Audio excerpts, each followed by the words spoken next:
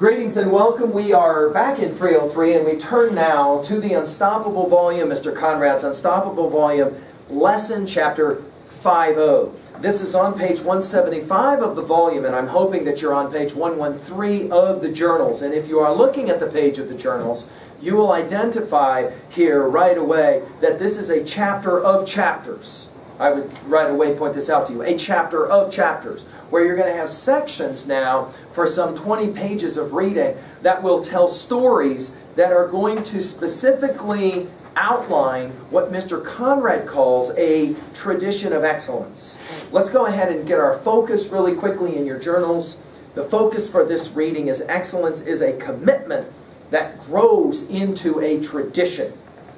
And again, if you're looking at page 113, right away, we're going to have two parts to this chapter. On page 175, we'll have the introduction, and then on 176, we'll start with 2x4M. Do you see it? 2x4M. Look on your journals and see there was a section called 2x4M, and then there's boxes to buildings, and then there's a section. Do you see it? And it's going to work through each one of the different sections of this chapter. For each one of these stories, the question is simply this: what is it in this story that speaks to the topic of excellence? Excellence, okay? So if you can come up with one thing that shows excellence at the end of each of these different sections and write that down, you will have taken care of the journal's work on 113. What I will do to aid you in this work is, as I get to the end of a section, I'll give you a few seconds to write down one thing that shows excellence. These are all stories from Mr. Conrad's teaching career and some of the stellar students that he produced out of his outstanding program. Let's read. During my 20 years of teaching, I was honored by my students 6 times when they nominated me for Who's Who's Best Teachers in America. On March 18, 1993, I was presented with the Governor's Award for Excellence in Education by Colorado Governor Roy Romer. My classes were featured in 7 different national magazines. In the spring of 2001, Wood, the world's largest woodworking magazine, ranked our program as one of the top shops in the world. In 2002, I was selected to run with the Olympic torch for the Salt Lake City Winter Olympics. ABC's and NBC's local evening news and CBS's The Early Show featured segments on their news programs about the Friday stories in our unit Classroom Innovations. On May 25, 2005, I received a Tradition of Excellence, a national award presented by the Woodcraft Corporation. This award was initiated nationwide and titled A Tradition of Excellence in honor of my classroom. I was the first teacher in the country to receive it. And even though I've been the recipient of these accolades, I give all the credit to my students. They are the ones who earned it through their tradition of excellence. Here's a small sample of some of the things that they did. Now, again, starting on 176 now, we're going to have a series of brief little stories that Mr. Conrad is going to tell about the work that his students did. At the end of each one of these different readings, you want to write down in your journals, what is it that highlights this notion of excellence in this story? 2x4M. The 2x4M was a contest to find the most creative woodworking student. Contestants had to create and build something using one 2x4 stud. Any wood that was wasted counted against that student, and no other materials could be used. Matt Beckett took top honors and won a cash prize his senior year. His creation was a unique television tray he designed. Many years later, Matt would use his creativity as the designer and owner of his own business, the Sign Source. Matt helped me design the Brother Woods logo and the Tradition of Excellent t-shirts I give to deserving students. He earned my trust when he returned a $600 check. The school bookkeeper mistakenly paid him twice for some work he had done for me. Matt could have easily kept the money, as I would have never known.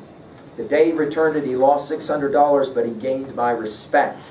So when the Woodcraft Corporation needed 600 Tradition of Excellence t-shirts designed and created, I called Matt. He earned that $600 many times over since that day. I'll pause and you can jot down in your journals, what is an example of excellence? Obviously, truth-telling could be one of them, right? A lot of my seniors will say, if I could get $600 and not ever be caught, I certainly would have kept that money even though it actually wasn't mine to keep. The point here being giving it back allowed for him to gain respect and honor. Boxes to buildings. Dave Gobo won the 2x4M contest his senior year with his vanity mirror. Dave grew up in Mabel, Colorado, population under 100. It's the home of the annual Where the Hell is Mabel bike ride. Dave had to get up at 5 o'clock each morning to do his chores and get to school, about 40 miles away on time. I was teaching 0 hour that year. Classes started at 7 a.m., 1 hour before the normal school day began. Dave was never late, not once. His projects were an unbelievable display of craftsmanship. In the summers, he worked as a laborer for a local contractor, but not anymore. Dave rose from those humble beginnings to become project superintendent for Adolphson and Peterson Construction Company. He went from building $10 boxes in my class to building $34 million buildings. Dave came back to my wood shop in 2004 and did a live Friday story. He told the kids how he used to be in the same class, sitting in the same seats. He spoke about how the Friday stories helped forge him from the little kid from Mabel into the man he'd become. He thanked me for the Friday stories in front of all my students. Dave verified what I tell my kids every year. The most important project we build isn't even made of wood. It's you. Thanks, Dave. That's excellent. I'll pause for a moment. You can go ahead and write down on this one. I like that line, the most important project we build in school isn't actually our grades, it's ourselves. We're developing ourselves, we might say. Out of the bucket. And then Mr. Conrad has a note. Even though I was granted permission to use the student's real name, I chose to change it to protect him and his family. You'll understand why after reading his letter. The major theme behind lesson number 24, Crabs in the Bucket, is to get out of the bucket before it's too late. Unfortunately for too many kids, they're born into that bucket. Whether the bucket is poverty, drug, or alcohol abuse or crime, their destiny is doomed from the start. Just like the crabs that don't make it out of the bucket, these kids are all too often thrown into a boiling pot and eaten up. Fortunately, every once in a while, one is able to pull himself out of the bucket, breaking free from the other crabs. This is the story about how James got out of the bucket. And it's best told by James himself. I received his letter in 2007. Sir, I'm sure you probably do not remember me. I was that kind of child. I was easily forgotten or overlooked. However, I was in your woodshop class for 3 years, from 94 to 96. I remember at that time, school was not very important to me. I didn't make poor grades. It just was not that important academically. School for me was a release from an alcoholic father and a drug-abusing mother. My home life was nothing any child should be part of. School was my sanctuary, and woodshop was some place I could go and make something. My projects were never really any good. I'm no fool. I was lucky if I could successfully put a box together. However, I loved woodshop. I never attempted the 4th year of woods because after a failed suicide attempt, I ran away from home. I went to Phoenix and lived on the streets for 13 months. I did things I will never be proud of to survive, and I committed horrible crimes against my fellow man.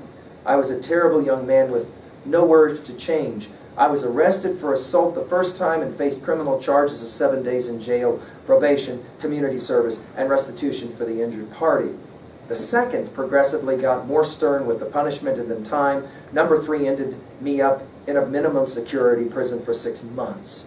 Prison is by far the worst thing. I have been homeless and now have gone to war. Prison is the worst. It makes you strong, it makes you think, it makes you look at life in a way you can only see in prison.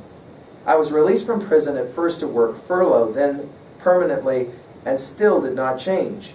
It wasn't until I had my best friend die in my arms from a shooting that took place over business that should not have been going on that I finally get the message. By the time I was 19, throughout the entirety of these events, I had myself, and that was it. No one was available for guidance, direction, or support. I could only think about lessons learned, lessons that got me shot, stabbed, and nearly pummeled to death. But worse, killed the one person I did have in my life that I could trust. The one thing I could remember from school was not when to put a comma or how to find the area of a right triangle. It was your lesson, the unstoppable lessons. No matter what happened to me, I knew I would make it through. Lessons that you took the time to teach taught me that. I never looked at them in that light when I was 14, 15, 16. I needed them only 3 short years later. The story is a success in some portions. I have cleaned up my act. I'm in the United States Air Force and serving my country proudly. I have a loving wife, a 4-year-old daughter, and one on the way. I finished high school. I have 2 baccalaureate degrees, my master's, and I will finish my PhD in December. I have followed timidly in your giant footsteps and have traveled around, speaking to troubled youth about making mistakes and living, learning, and eventually succeeding. This is in a large part due to you, and I sincerely, from the bottom of my heart, thank you for taking time to deliver a life message to kids that have yet to experience it. My actual life, my success and happiness are in my control, but the motivation and perseverance came from the beginning stages of the Unstoppable You. God bless, Sir James Moyer, and then Sergeant in the U.S. Air Force. Congratulations, James, Mr. Conrad says, for getting out of the bucket. I'm darn proud of you. Now you can start your own tradition of excellence. Okay, we'll pause for a moment here. What of this story for you is the most compelling information, especially as it relates to this issue of excellence? And we are on page 179 now of the textbook, and we are continuing with our reading, okay?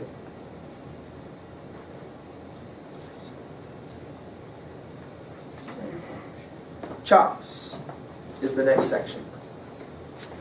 His name is Garrett Shopper, and I nicknamed him Chops.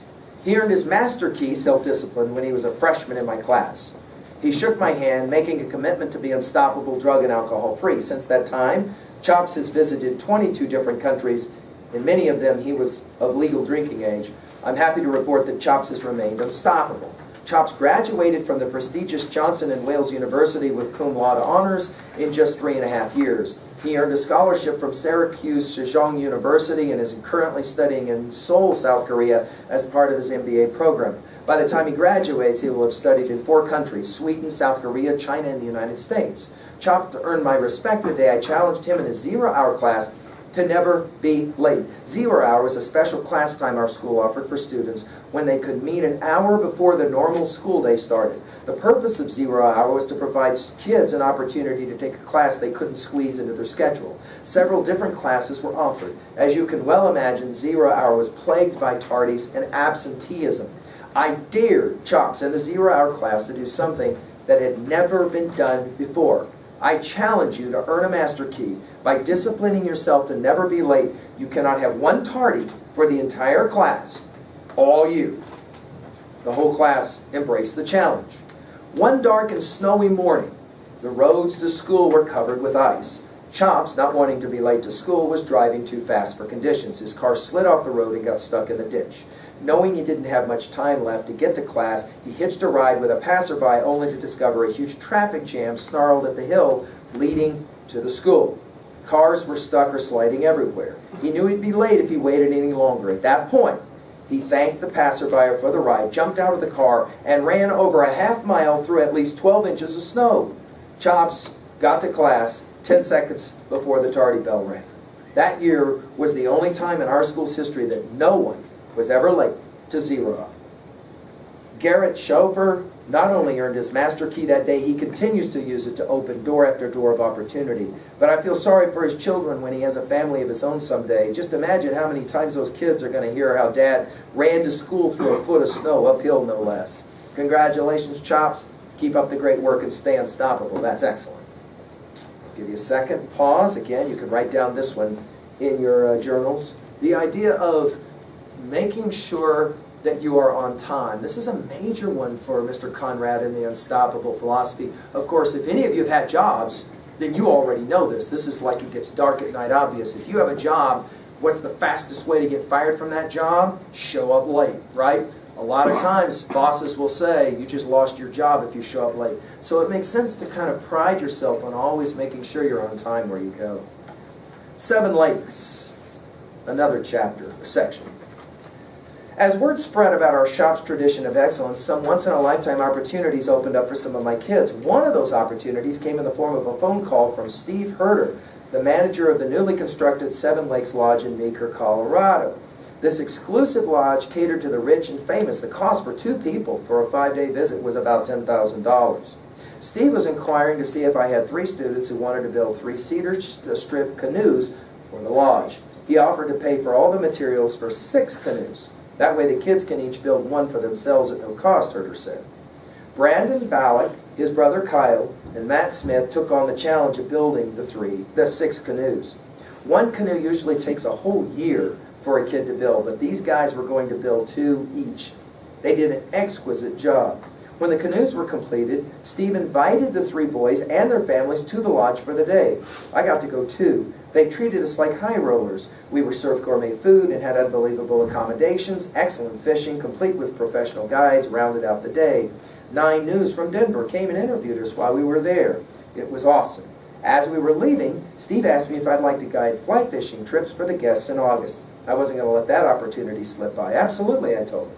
Among the many rich and famous, I also met the Prime Minister of Israel, the CEOs of IBM, AOL, the President of the World Bank, and one of the major civil rights figures in American history. Not too shabby for a high school woodshop teacher. In fact, that's excellence. Pause and let you write down that one. Sometimes hard work gets you opportunities that you would never imagine as a possibility. The wood show. At the end of each school year, I display all of the projects my students created at our annual Tradition of Excellence wood show.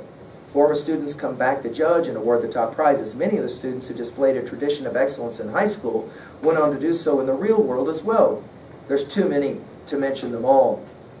Roger Corey won Best of Show his senior year. He was the first student to build a pool table, and many followed his lead. Roger built it for his dad. His dad choked back tears when he saw it. Roger eventually took over his dad's business, Corey Electric. I called him to do some electrical work for me one day, and he showed up right away. He worked for several hours, and when he left, he refused to be paid. Roger said, "I owe you for all those Friday stories. I think about them every day." Okay, we'll pause and let you fill in on your journals this one. I think it's compelling, the idea that if you can leave high school with just 1 or 2 stories that you can remember for later in your life that challenges you to be a better person, you've done something well in high school. And Mr. Conrad, of course, telling the stories that he tells in the Unstoppable volume, there are a lot of students that carry those ideas and stories with them long after they graduate. The next one is called Brothers. I taught many brothers throughout the years, and few of them were like the Hesses. They were the same brothers who got into trouble with their mom for sanding their woods project in the living room. They covered everything with sawdust. They said it was worth it because they both won Best of Show during their senior years. Eric Hess was a shy, quiet freshman who stuttered, so he didn't talk very much. Ryan Hess, the exact opposite, wouldn't shut up. I introduced them to the weight room when they were freshmen. I really felt it would help their confidence, especially Eric's. To this day, I will tease them about how they were barely able to bench press 100 pounds. Now, after competing in the Natural Strength Association Colorado State Championship in 2003, they tease me. Ryan deadlifted 680 pounds. And together, the brothers lifted their team to a second-place finish with 19 first-place awards and a combined lift of more than 4,000 pounds. Ryan became our hometown deputy sheriff. Eric graduated from Fort Lewis College in 2006, and as I write this, he is student teaching at our high school. He is applying for a physical education job opening next year because of a retirement. Eric was a live Friday Story in 2004. It's nice to think he could soon be telling Friday stories himself in the room next to mine, in the same room where his tradition of excellence began, the weight room. Okay, let's pause for a moment and you can jot that one down. It's quite compelling that a person who struggles speaking well, stutters, could end up becoming a teacher someday, right? Quite a remarkable accomplishment. And to go from barely being able to bench press 100 pounds to being able to deadlift 680 pounds is a truly remarkable, remarkable thing to do. All right, let's look at the next one, Running Like the Wind. Kelly Christensen was the youngest of 4 brothers. I taught all of them for 4 years each. I literally had at least one Christensen in my class for over 12 years.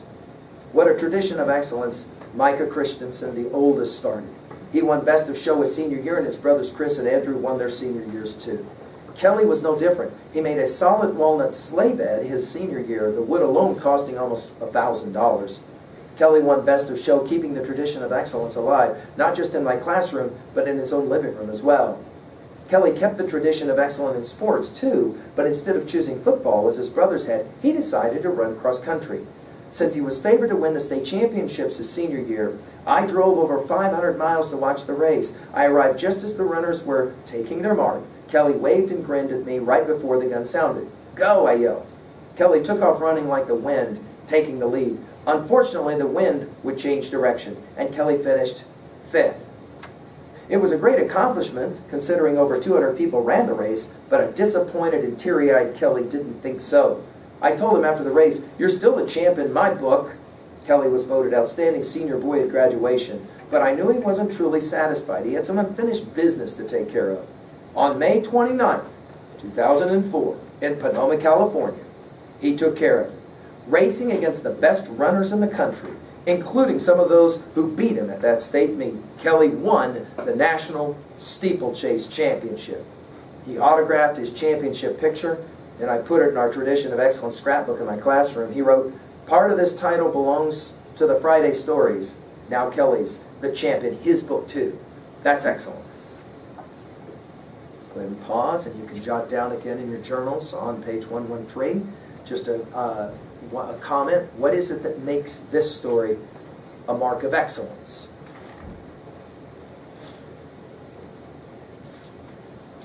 The next chapter, section, a letter from Beth. I received this letter in my school mailbox the first week of May 1997. It was from a former student, Beth McMillan.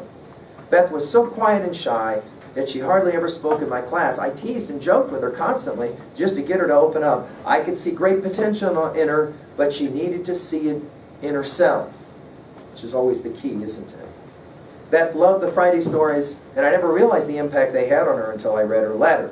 Mr. Conrad, as a former student of yours, I want to thank you for what you do as a teacher. I completed Woods 1, 89-90, and got partially through Woods 2, 90-91, when my family moved to Quincy, Illinois. I did not want to move, for I was comfortable with the atmosphere of my home